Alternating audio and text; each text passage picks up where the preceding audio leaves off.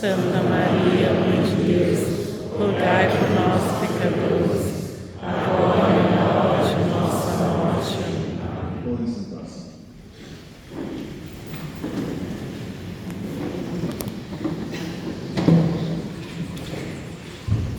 A liturgia deste domingo, o evangelho muito conhecido, o famoso evangelho de Marta e Maria. Marta e Maria faziam parte da mesma família, irmãs também de Lázaro, e era uma família das mais bem abastadas de Israel, e os três irmãos muito amigos de Nosso Senhor. São os amigos do Senhor, Lázaro, Marta e Maria. Então, Nosso Senhor Jesus Cristo, nas suas vidas apostólicas, ele percorrendo toda aquela terra para evangelizar, para pregar o Evangelho, para redimir os homens, ele é Deus encarnado, mas ao mesmo tempo homem. Ele tinha a natureza humana como temos nós, apesar de sua pessoa ser divina, porque nele se unia a natureza humana e a natureza divina numa pessoa divina. Então, ele se cansava, ele precisava de vez em quando, no meio de todos aqueles trabalhos, ele percorria cidades, ele atendia a todo mundo, fazia milagres, ele precisava tomar um tempo de descanso. O melhor descanso para ele era se afastar, ficar sozinho e rezar ao Pai. Quantas vezes nós vemos nos Evangelhos que ele se retira às montanhas à noite e passa a noite inteira rezando, porque isso para ele era o repouso. E no dia seguinte continua a atividade. Mas de vez em quando, ele também precisava se retirar um pouquinho. Mais ou menos como nós, que estamos aqui no litoral, às vezes a gente passa toda a semana trabalhando, quer vir, passar o fim de semana, descansar um pouco, sair do barulho da cidade e pegar este panorama lindo, ter um pouquinho mais de calma. Nosso Senhor fazia isso. E ele fazia em Betânia. Betânia era uma propriedade de Marta. Os três irmãos, cada um tinha suas propriedades da família, e a Marta tinha caído em Betânia, que era uma espécie de fazenda, não muito longe de Jerusalém, mas toda, segundo nós imaginamos, a personalidade dela, tudo muito bem arranjada, muito cuidada. E lá Nosso Senhor encontrava um certo remanso e ficava alguns dias conversando, convivendo com seus amigos, Lázaro, Marta e Maria. Vai ser lá que Nosso Senhor Jesus Cristo mais adiante vai ressuscitar Lázaro. Tá bom. Então, nesta ocasião, Nosso Senhor Jesus Cristo chega lá e Marta, nós vemos pelas vezes que ela aparece nos Evangelhos, era uma pessoa muito expedita, muito solícita, muito prática, muito organizada. E quando chega Nosso Senhor, ela já se põe em movimento para atender a Nosso Senhor da melhor forma possível. E Maria era bem diferente. Maria era muito mais, sabe aquela irmã que às vezes nós temos, que gosta mais de estar sozinha, de contemplar, conversa pouco, etc. E também era louca com Nosso Senhor. Quando Nosso Senhor chega, ela não quer saber do serviço. Ela fica aos pés de Nosso Senhor escutando. Eram duas personalidades muito diferentes. Quantas vezes nós vemos isso nas nossas famílias? Dois filhos, mas que são como o sol e a lua, completamente diferentes. E então Marta, desejosa de servir bem Nosso Senhor, mas um pouquinho tomada pela agitação, vendo que ela ficava com todo o serviço e que não conseguia atender a Nosso Senhor como ela julgava que era melhor, ela fica brava e vai dizer para Nosso Senhor: olha, diga para ela fazer algo. Ela fica aí, aos seus pés, sentada, não faz nada. E Nosso Senhor Jesus Cristo a corrige. Não porque estivesse errado servir a Nosso Senhor, ela fazia muito bem, mas pelo estado do espírito dela. Ela não compreendia que o que Maria estava fazendo estava certo. Ela estava querendo ouvir tudo de Nosso Senhor. Só que também Maria estava lá. O certo que é? O certo é haver uma harmonia entre Marta e Maria. E deste Evangelho, a Santa Igreja sempre tirou a doutrina das formas de vida que tem dentro da Igreja. É Marta e Maria. Marta é a vida ativa. São as pessoas que, o que vivem no mundo, como geral as pessoas, ou que mesmo sendo religiosos, Dedícanse a determinadas actividades que son ativas. Están completamente siempre practicando algún bem, mas na ação. Não ficam o tempo inteiro pensando. Isso é imprescindível para a vida da igreja. Se nós fôssemos computar tudo o que a igreja faz de atividades para o bem da sociedade, sejam colégios, sejam missões, sejam orfanatos, sejam asilos, é tanta coisa que a igreja faz, é que quando a gente vê isso computado fica muito impressionado. Perfeito, isso é imprescindível. Só que essas atividades da igreja jamais podem estar divorciadas da vida de oração. A gente querer mudar o mundo, mas sem estar alicerçado na vida de oração, é um erro que o próprio magistério da igreja deu um nome chamado heresia das obras. É a pessoa achar que porque faz, está construindo o reino de Deus. E não é só fazer. Sempre tem que haver o lado da oração, o lado contemplativo. Os dois se complementam inteiramente, mas quem vive nessa vida ativa de atividades tem que ter também uma base de contemplação. Nunca confie num religioso que não reza. Ele pode fazer grandes coisas, mas se o dia a dia dele não está fortalecido para a oração, uma pessoa que está trabalhando mais para si mesma do que para Deus. Essas são as almas Marta. Marta já santa, não aqui corrigida por Nosso Senhor. Quando Marta ficou santa, ela continuou sendo ativa, mas sempre com essa vida interior, essa vida de oração bem elevada.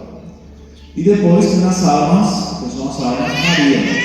São almas que são chamadas mais especificamente a oração. Nós vemos que na igreja tem quantidade de carismas e vocações que são dedicados estritamente à oração. Hoje nós vemos carmelitas, nossas freiras carmelitas descalças do convento, não sei quantos. Elas vivem o seu dia a dia inteiro é rezando pelos outros, é sofrendo, é oferecendo sacrifícios. E isso é fundamental para a história da igreja. Sem essas almas que vivem rezando, sem molando uma vida encerrada para rezar pelos outros, a igreja não conseguiria cumprir a sua missão. Eu lembro mais que aconteceu, estava visitando a nossa casa, uma família, era uma senhora que ela se tinha por muito católica, uma pessoa inteiramente comprometida com a igreja, etc. Estava visitando a casa e a santa chegou numa capela nossa, na qual nós temos adoração perpétua no Santíssimo Sacramento. Nosso Senhor sacramentado na hóstia está exposto para a adoração 24 horas por dia. Sempre tem arautos rezando manhã, tarde e noite por todas as pessoas que nos pedem pela Santa Igreja, pela evangelização, por tudo, né? Por todas as necessidades da igreja. Temos 3 casas no mundo que temos adoração perpétua e as outras casas fazem todo dia, mas não 24 horas por dia. Essa senhora entrou na capela e, graças a Deus, a capela estava cheia de gente rezando. Uma capela muito grande, mas devia ter umas 15 pessoas ali rezando.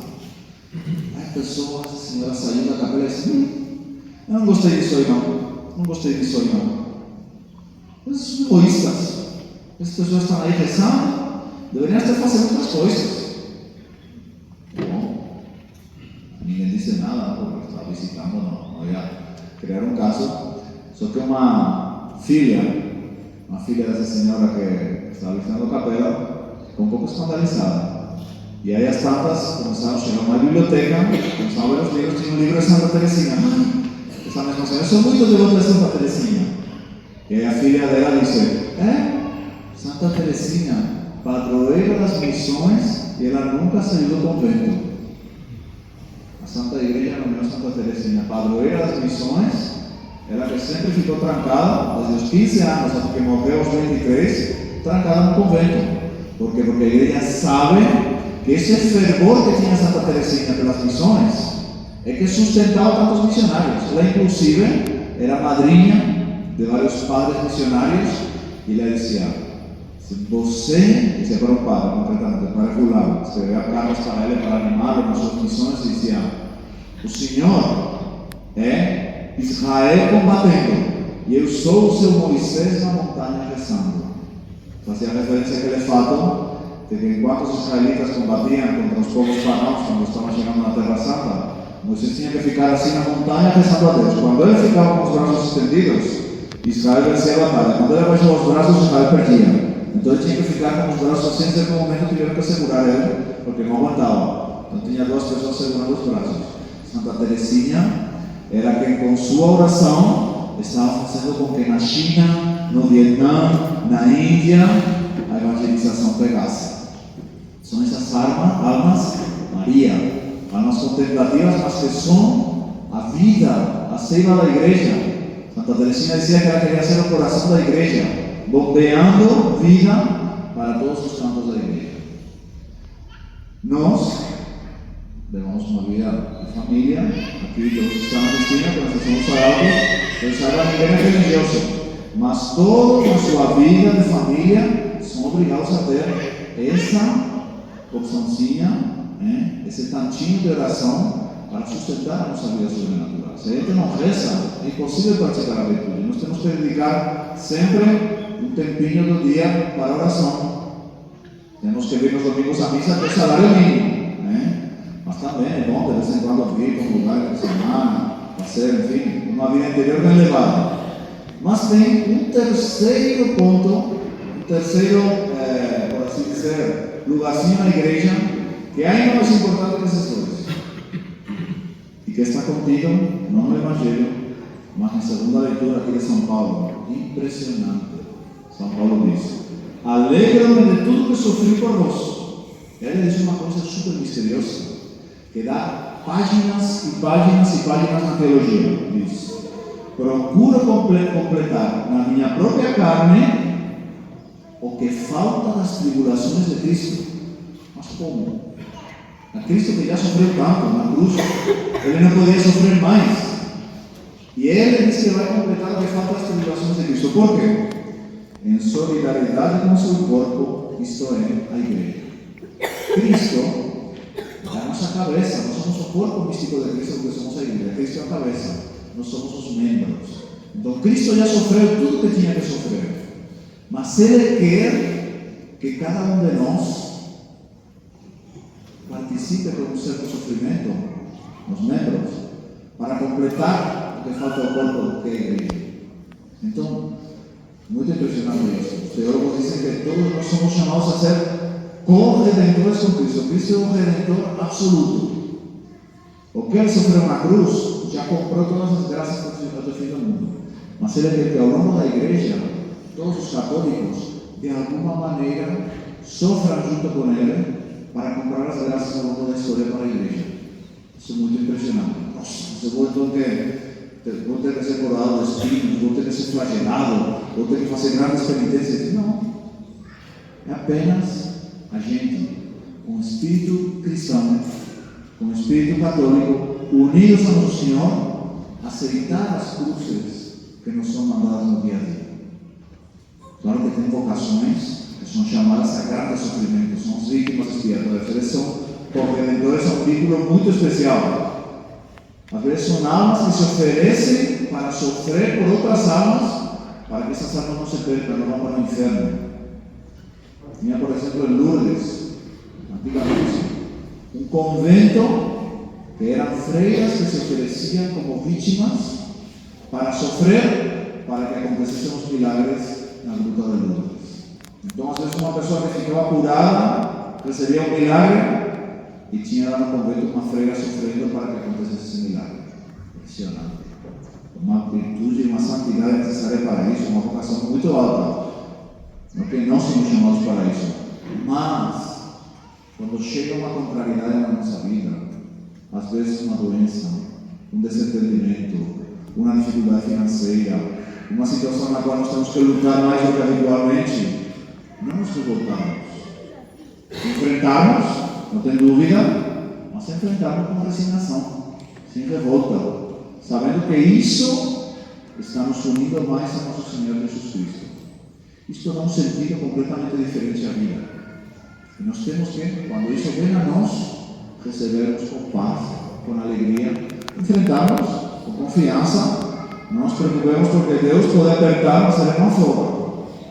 Ele sempre vai nos dar as graças que nós precisamos para ir adiante. Mas não nos revoltamos. Quantas pessoas que recebem o sofrimento na vida não aceitam bem e aquilo que seria um elevador para o céu se transforma numa causa de revolta contra Deus. Que tristeza. Certamente, numa ocasião aconteceu, nosso fundador, o Sr. John, que faleceu em novembro do ano passado, ele estava no hospital há muitos anos, foi faz 30 anos, um pouquinho mais de 30 anos. Estava no hospital e era um hospital que tinha um quarto, tinha 2 camas.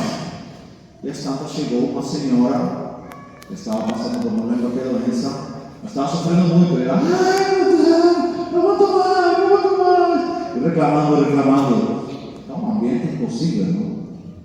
Então, o Sr. John disse, vou tentar ajudar essa senhora. Minha senhora, a senhora está sofrendo. Não faça ideia, eu estou sofrendo. E gritava, reclamava. Olha, pense um pouquinho em nosso Senhor Jesus Cristo na cruz. Veja quanto mais Ele sofreu por nós.